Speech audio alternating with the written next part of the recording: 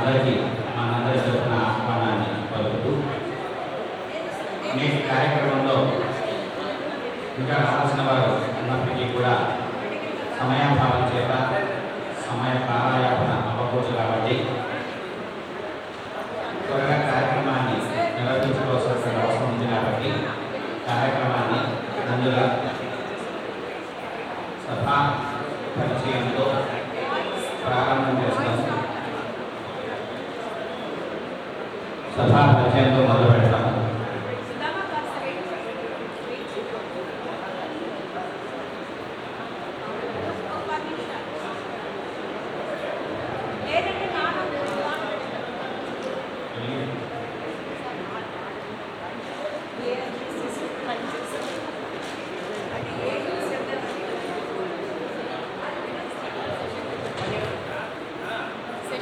సమయాన్ని ఉపయోగించుకునే దాంట్లో ఆశావాది ప్రకాష్ రావు గారు అన్నంత వెంటనే చాలామంది అనంతపురం జిల్లా వాసులే కాక మిగతా రాష్ట్రీయులందరూ కూడా ఆశావాది గారు మాకు చాలా ముఖ్యులు, చాలా దగ్గర వాళ్ళము, నాతో చాలా బాగా క్లోజ్గా ఉంటారండి, చాలా మంచి సజెషన్స్ ఇస్తారండి, మాకు జీవనానికి కావాల్సినటువంటి అన్ని రకాలైనటువంటి ఆర్గనైజేషన్ చేస్తారండి అని పలు రకాలుగా విధాలుగా చాలా మంది వారికి వచ్చినటువంటి దాంట్లో చెప్తూ ఉంటారు. అవన్నీ ఆలోచించడం ఒకటైతే నేటి కార్యక్రమంలో ఒక వినూత్నమైనటువంటి విధంగా ఒక కొత్తగా ఇదివరకు ఆశావాది శాంతి కుటుంబం జరపని విధంగా ఈరోజు కార్యక్రమాన్ని నిర్వహిస్తున్నాం. సహజంగా ఆశావాది సాహితీ కుటుంబం అంటేనే అందరికీ తెలిసింది సాహితీ వేదిక అని మాత్రమే. అయితే సాహితీ వేదిక పంచుకునే సమయంలో ఈసారి నాన్నగారు కేవలం సాహిత్య ప్రక్రియ ద్వారానే పరిచయమే కాక సాహిత్యేతరమైనటువంటి సమాజ హితాన్ని కోరేటువంటి వాళ్ళని కూడా దగ్గర తీశారనేటువంటి ఒక దాన్ని మేము వేదికగా పరిచయం చేయాలనుకున్నాం. అందువల్ల సమాజ సేవ, సాహిత్య సేవ రెండు భిన్నం కాదు. ఎందుకంటే సాహిత్యం అంటేనే హితైన సహితం సాహిత్యం అని శాస్త్రం. సో హితం అనేటువంటిది ఒకటి శాస్త్రపరంగా ఉంటే ఇంకొకటి సామాజిక పరంగా కూడా ఉంటుంది. ఆ సామాజిక పరమైనటువంటి దాంట్లో ఈ కాలంలో ఎవరికి వాళ్ళు తగినట్టుగా చేసుకుంటున్నారు. కానీ కొన్ని రకాలైనటువంటి ఇబ్బందుల చేత ఉన్నటువంటి వాళ్ళందరినీ కూడా ఒక వేదిక దగ్గరికి కావాలని చెప్పి ఆశావాది ప్రకాష్ రావు గారు ప్రశస్త దివీషమతి డాక్టర్ బిఆర్ అంబేద్కర్ అనే ఒక గ్రంథాన్ని రచించారు. అందులో సాహిత్యపరమైనటువంటి వాటి పరంగా ఎవరైతే అనగలొక్కబడి ఉన్నటువంటి వారు ఉన్నారో, సమాజంలో చిత్కరించబడినటువంటి వారు ఉన్నారో వాళ్ళందరికీ కూడా వినూత్నమైన పద్ధతిలో వాళ్ళందరినీ ఉత్తేజపరచాలి, వాళ్ళందరికీ జ్ఞానోదయాన్ని కలిగించాలి. ఎప్పుడూ కూడా ఒకరి పంచన పడి ఉండటం బ్రతుకు కాదు, స్వయంగా ఎదగాలి అని చెప్పేటువంటి దాంట్లో సాహిత్యపరంగా ఆశావాది గారు చాలా ప్రయత్నం చేసి ఆ పుస్తకంలో వివరించడం జరిగింది. అయితే అందరూ కూడా అనంతపురం జిల్లా వాసులు ఎక్కువగా ఆశావాది ప్రకాష్ రావు గారిని ఈయన కేవలం ప్రాచీన సాహిత్యము, సాంప్రదాయ సాహిత్యానికి సంబంధించిన వారు అని అనుకుంటారు. కానీ ఆధునిక సాహిత్యానికి కూడా ఆశావాది ప్రకాష్ రావు గారు చాలా దగ్గరగా ఉంటారు. అయితే మరి ఆధునిక సాహిత్యం అన్న వెంటనే అందరూ అనుకుంటాం కేవలం ఒక రకమైనటువంటి వర్గానికి సంబంధించిన వారు ఆశావాది ప్రకాష్ రావు గారు అంటే నిజమే, ఆశావాది ప్రకాష్ రావు ఒక వర్గానికి సంబంధించిన వ్యక్తి. అయితే ఆ వర్గం సాహితీ వర్గం. రెండు రకాల సాహిత్య ప్రక్రియలు చెప్పాము, ఒకటి సమాజం, ఒకటి సాహిత్యమే. కాబట్టి సాహిత్య ప్రక్రియలో రెండూ భాగమే.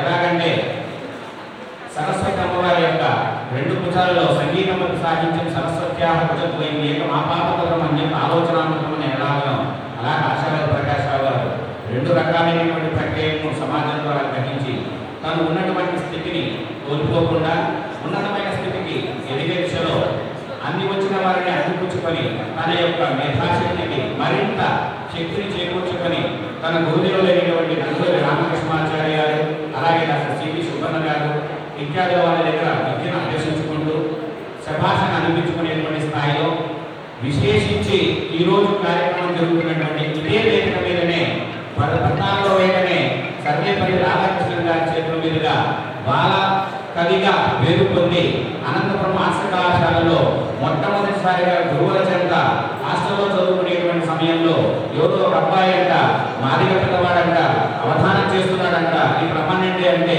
రావడం ఏదైనా ఆయన సమస్య ఇస్తాను చెబుతావా అంటే చెప్పడం ఆ చెప్పిన దానికి నండూరి రామకృష్ణమాచార్య గారు సంతోషపడటం ఆ సంతోషపడిన వెంటనే ఆ రోజు నుంచే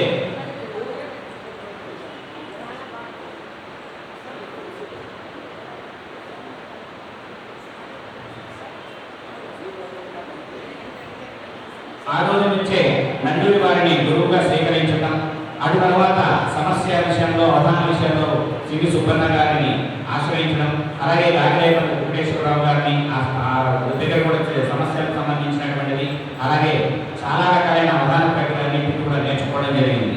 అయితే ఆశావాది ప్రకాశ్రావు గారికి నిజంగా చెప్పాలంటే అనంతపురం ఆర్ట్స్ కళాశాల మొట్టమొదటి వేదిక, ఒక ఉన్నతమైన వేదిక. తిరిగి మళ్ళీ అదే కళాశాలలో ఈరోజు ఆ కార్యక్రమాన్ని నిర్వహించుకుంటున్నాము అంటే నిజంగా నాన్నగారు చాలా సంతోషపడేటువంటిది. ఈ సమయంలో నాన్నగారు చివరి సమయంలో కాలం చేసే సమయంలో ఒక చిన్న యథార్థ సంఘటన జరిగింది. నేను శశాంక్ అన్నయ్య ఇద్దరు ఇక్కడ హిందీ లెక్చరర్, నేను సంస్కృత లెక్చరర్గా పనిచేస్తున్నాం. సుమారుగా కరోనా ముగిసింది, రెండవ వేవ్ నడుస్తున్నది. ఒక రోజు ఉన్న ఫలంగా సుమారుగా 1-1:30 మధ్య ఎందుకో మరి ప్రయాసపడుతూ ఆటోలో వచ్చి మెట్లు ఎక్కుతూ ఉన్నారు అటువైపు స్టాక్స్ డిపార్ట్మెంట్ వైపు. నేను క్లాస్కి వెళ్ళే సమయంలో నాకు 1:40 క్లాస్ అయితే నేను వెళ్తున్నాను. వెళ్ళే సమయంలో మెట్లు ఎక్కుతూ క్లాస్ చేయడం ఏదన్నా కానీ ఈ సమయంలో ఏమి లేదు, ఈ సమయంలో అసలు నేను ఎక్కడ ఎక్కకూడదు, మెట్లు ఎక్కకూడదు, అందులో కరోనా సమయంలో రాకూడదు కదా అని ఆయన చెప్పినటువంటి ఒక కోరిక చూసాక నాకు ఆశ్చర్యపోయాను. ఆ సమయంలో చాలా మందిని రివ్యూ చేసుకున్నారు. ఎందుకు చేసుకున్నారో తెలియదు. మరి శాంతినారాయణ సార్ కూడా ఆ సమయంలో శాంతినారాయణ సార్ పేరు గుర్తు తెచ్చుకోవడం జరిగింది. ఏమి అంటే తను చదివినటువంటి క్లాస్ రూమ్స్ చూసుకున్నారండి. బహుశా క్లాస్ చేయడానికి ఒక వారం రోజుల ముందు జరిగినటువంటి సంఘటన. సరే తీసుకెళ్ళాలి, ఏమి అన్న ఇగో ఈ క్లాస్లో నేను చదువుకున్నా, ఇక్కడే నేను పాఠం చెప్పా, ఇక్కడే మా గురువులు నన్ను తిట్టారు, ఇక్కడ నన్ను ఒక ప్రిన్సిపాల్ నేను తెలుగు పండితుగా జాయిన్ అయితే స్టూడెంట్ అనుకుని గల్లా పట్టుకొని కొట్టబోయారు. ఆశ్చర్యపోయారు. అదేంటి అంటే అప్పటికి నాన్నగారి యొక్క అంటే వస్త్రేణ వంశామాచ విద్యా వినయన వకాలై పంచయుక్తానం మరో నాయాతి గౌరవం శాస్త్రం. వస్త్రం సమాజంలో ఖచ్చితంగా గౌరవాన్ని తీసుకొస్తుంది. అప్పటికి నాన్నగారికి ఉన్నటువంటి బేదకం చేత వస్త్రం సరిగ్గా లేదు. అంటే అప్పటికే ఇక్కడ ట్యూటర్ అంటే ఖచ్చితంగా ఇన్షర్ట్ చేసుకోవాలని రూల్ ఉండేదట. కానీ నాన్నగారు చేసుకోలేదు. అందుకు ఆయన ఏమనుకున్నారంటే అక్కడ ఉన్నటువంటి ప్రిన్సిపాల్ గారు ఇతను స్టూడెంట్ అని చెప్పి గల్లా పట్టుకొని క్లాస్లో ఒకటి ఏం చేస్తున్నారంటే సార్ నేను ఇక్కడ ట్యూటర్ అండి, కొత్తగా జాయిన్ అయ్యాను అని చెప్పుకున్నారట. ఆ సంఘటన నాన్నగారు ఆ వేదికగా ఆ క్లాస్ రూమ్ ముందు చెప్పారు. చెప్పిన తర్వాత సరే నాన్నగారు ఇదంతా నిజమే కావాలంటే ఈ సమయంలో ఇక్కడికి రావడం కరెక్టే కాదు కదా అని అన్న. ఎందుకు అలా చూడాలనిపించింది కాలేజీని, ఒకసారి నా జ్ఞాపకాలన్నీ కూడా గుర్తు చేసుకుంటానని చెప్పి రావడం జరిగింది. బహుశా నాకు తెలిసి చిట్టచివరిసారిగా ఆర్ట్స్ కళాశాలకు రావడం అదే. ఆ తర్వాత కరెక్ట్గా వారం రోజుల తర్వాత నాన్నగారు కాలం చేశారు. ఎందుకు ఉదాహరణ చెప్పామంటే కొన్ని విషయాలు మనకు తెలియకుండానే కాలం తీసుకొని వస్తుంటుంది, గుర్తు చేస్తూ ఉంటుంది. అలాంటి కాల విషయంలో ఆశావాది ప్రకాశ్రావు గారు బహుశా మా నాన్నగారి పేరులోనే ఆశావాదంతో కనబడుతుంటుంది. అది కుల సంబంధంగా అయినప్పటికీ కూడా గురువు గారి ద్వారా దాన్ని నామసాంకర్యాన్ని పొందారు. ఒకచోట శాస్త్రంలో ఆశానామనది మనోరథ జల కృష్ణా తరంగాపులా రాగగ్రాహవదీ వితర్క విహగ ధైర్యద్రుమధ్వంసిని మోహావత్తుంగ స్తరాతి గహనా భోజ్యచ్యుతాతీ తస్యామానగత విశుద్ధ మనసో నందిని యోగీశ్వర అని భగవద్గీతలో ఒక చోట మనకు శ్లోకం కనబడుతుంది. దీన్నే కాళిదాస మహాకవి ఆశావంత కుసుమసుదసం ప్రాయశో పిండనాం సత్య ప్రాణి ప్రణయనుటికం విప్రయోగేరునంది. మనిషిని సమాజంలో బ్రతికిస్తున్నది, మానవుడుగా బ్రతికిస్తున్నది, ఎప్పటికీ బ్రతికేటట్టుగా చేసేది ఏంటంటే ఆశ మాత్రమే. ఆశ ఎటువంటి ఆశ అయినా కావచ్చు, అది కీర్తికాంక్ష కావచ్చు, ధనకాంక్ష కావచ్చు, ఇంకోకాంక్ష కావచ్చు. మరి అటువంటి దాని పరంగా కేవలం కీర్తికాంక్షనే ధనకాంక్షగా, సరస్వతి కాంక్షనే ధనకాంక్షగా చేసుకొని ఎదిగినటువంటి ఆశావాది ప్రకాశ్రావు గారికి పుత్రుడుగా నాకు జన్మన కలగడం, ఆయన అంటే కనిష్ట పుత్రుడిని నేను చివరి వాడిని.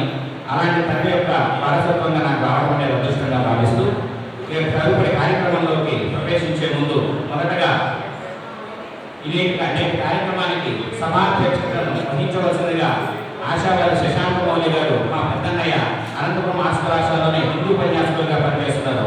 వేదిక మీదకి రావాల్సిందిగా కోరుతున్నాను. అలాగే విద్యార్థి నాగార్జున పుష్పగుచ్చంతో గురువు గారిని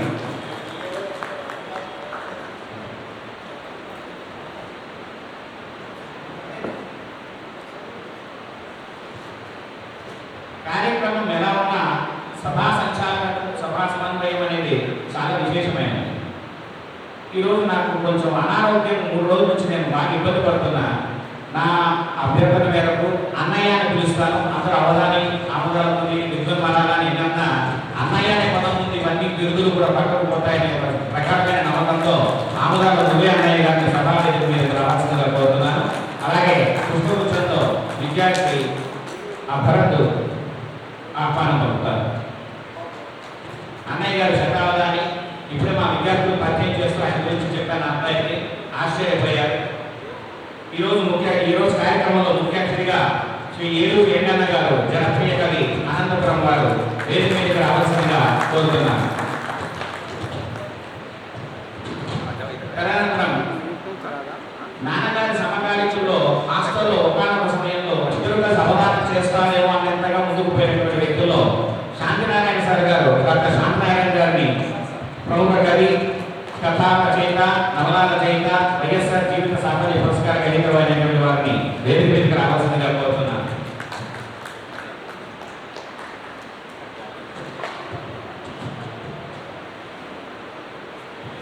ఆత్మీయ అతిథి శ్రీ ముండపాటి వెంకట సుబ్బయ్య గారు, గాయకులు, కడప.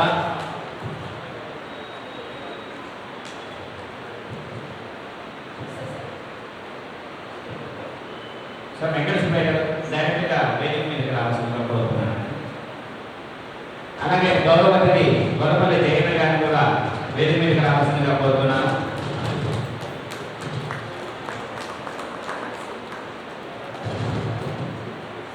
నేటి కార్యక్రమం విశేషించి ఆశావాది ప్రకాష్ రావు గారిని అనేదానికన్నా కూడా మా నాన్నగారికి గురుకురాయటువంటి సమాజంలో విద్వానేక విధానాన్ని విద్వజ్జన పరిశ్రమం అనే విధంగా ఉన్నటువంటి నాన్నగారి యొక్క అభిరుచి, అభిలాష ఎక్కడ ఎవరు ఎలాంటి ప్రజ్ఞతో కూడుకొని ఉన్న వాళ్ళందరినీ పిలిచి సత్కరించి గౌరవంగా వాళ్ళని సమాజంలో తలెత్తుకొని చూపించేటట్టుగా కాకుండా సమాజంలో ఉన్నటువంటి వారు వాళ్ళని చూసి ఎదిగే విధంగా ఉండే వాళ్ళని పరిచయం చేయడం అనేటువంటిది ఆశావాద సాహిత్య కుటుంబం వేదికగా చేసేటువంటి ఒక ప్రత్యేకమైన కార్యక్రమం. సో ఆ కార్యక్రమంలో ఈరోజు అవధానాచార్య పద్మశ్రీ డాక్టర్ ఆశావాది గారి సాహిత్య పురస్కారానికి అర్హులైనటువంటి వ్యక్తి, మా అందరికీ కావాల్సినటువంటి వ్యక్తి, పద్యబంధ కవి శ్రీ అన్నమరాజు ప్రభాకర్ రావు గారు హైదరాబాద్ వారిని వేదిక మీదకి రావాల్సిందిగా కోరుతున్నాను. అలాగే నాన్నగారి యొక్క అవధాన పురస్కారం ఐఐటి ఖరగ్పూర్లో బీటెక్ చేస్తూ అటు సాంకేతిక విద్య, ఇటు శాస్త్ర విద్య 2 విద్యల్లోనూ నిష్ణాతుడైనటువంటి నల్లా చక్రవర్తుల సాహిత్య గారిని వేదిక మీదకి రావాల్సిందిగా కోరుతున్నాను. అందులో ఒక పక్క బీటెక్ పెట్టుకున్నట్టు ఎక్కువగా పోతుంటే టెక్కును కూడా హైటెక్లో ఉపయోగించుకొని అవధాన రంగానికి అనుసంధానం చేసినటువంటి వ్యక్తి సాహిత్యం ఆమదాల మురళీధరయ్య గారు ఒక రకంగా గురువు గారు, వాళ్ళ గురువు గారు అన్నమరాజు ప్రభాకర్ రావు గారు కూడా సాహిత్య గారికి గురువు గారు. వాళ్ళిద్దరి మధ్య అప్పుడే రావడం అనేటువంటిది చాలా ఉదాహరణ. అలాగే సామాజిక సేవా పురస్కారం నవవిధ భక్తి మార్గాల్లో సేవ కూడా ఒక మార్గమే.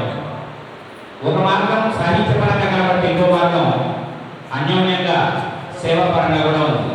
నాన్నగారికి చివరి సమయంలో పద్మశ్రీ మీద ఇక అయిపోయింది, నాకు అవసరం లేదు, నా వల్ల కాదు అనే సమయంలో మరి ఆ సమయంలో ఎందుకు కాలరాని దొంగ కాలహర్త వెళ్ళిపోవాల్సి వచ్చిన అవకాశం వచ్చిందేమో, ఆ సమయం వచ్చిందేమో, బహుశా ఆ సమయానికి ముందే దేవుడు కొంచెం గమనించాడేమో. దైవమే మనుష్య అని చెప్పి ఆ మనుష్య రూపంలో కొంచెం వ్యక్తుల పరంగా మాత్రమే జరుగుతుంది కాబట్టి అలాంటి వ్యక్తుల్ని పరిచయం చేయడం, అందులో దత్తాత్రేయ గారు, అలాగే ఇక్కడ ఉన్నటువంటి మాకు కావాల్సినటువంటి శ్రీ డాక్టర్ వైకే విశ్వనాథ్ మాదిగ గారు అనంతపురం మహాజన్ సోషలిస్ట్ పార్టీ జాతీయ అధికార ప్రతినిధి గారిని వేదిక మీదకి రావాల్సిందిగా కోరుతున్నాం.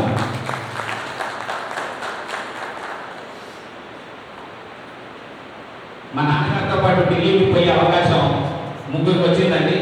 ముగ్గురులో నేనా అన్నయ్య అనేటువంటి సందిగ్ధంలో ఉన్నాం. అన్నయ్య తీసుకువెళ్ళమని నేను, అన్నయ్య నన్ను తీసుకెళ్ళమని అన్నయ్య నాన్నగారు చెప్తున్నారుగా.